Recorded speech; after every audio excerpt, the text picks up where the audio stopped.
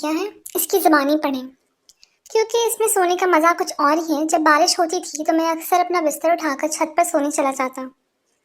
سب گھر والے چھت پر سو رہے تھے۔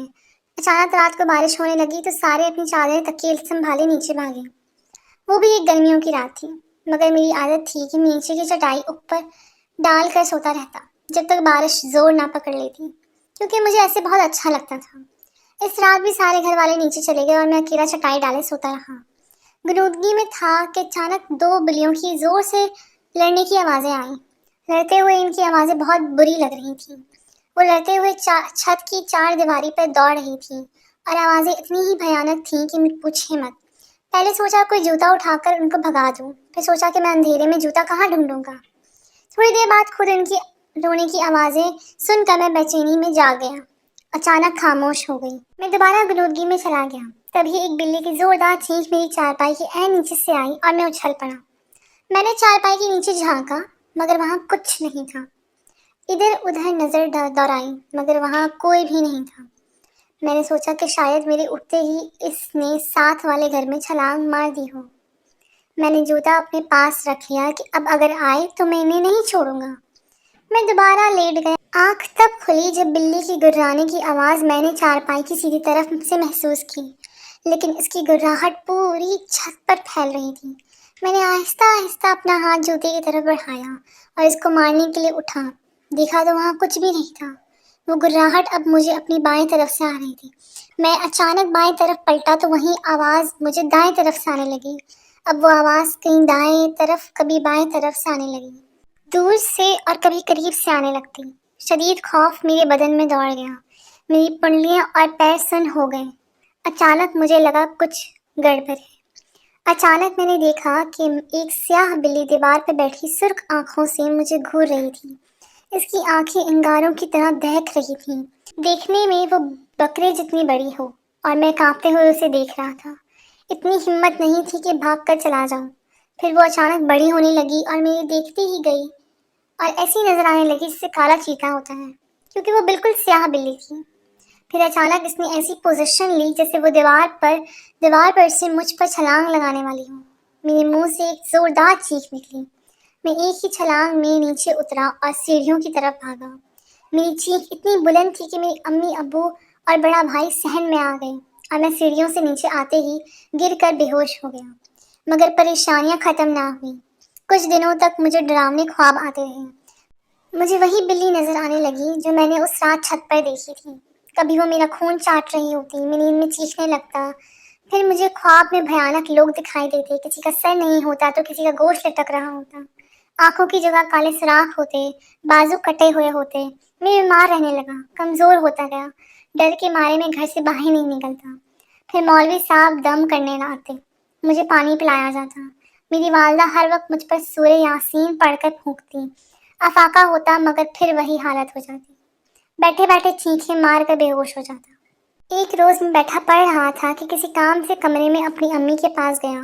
مجھے ایک دم ڈر سا لگا تھا۔ میں اپنی امی کے پاس گیا کہ وہ مجھ پر کچھ پھونک دیں۔ میری امی میری طرف پیٹ کی الماری کھولے کپڑے تہہ کر رہی تھی۔ میں نے امی کو پکارا مگر انہوں نے مجھے جواب نہیں دیا۔ میں ان کے قریب گیا اور ان کو آواز دی تو انہوں نے مجھے مڑ کر دیکھا مگر وہ میری والدہ نہیں تھی۔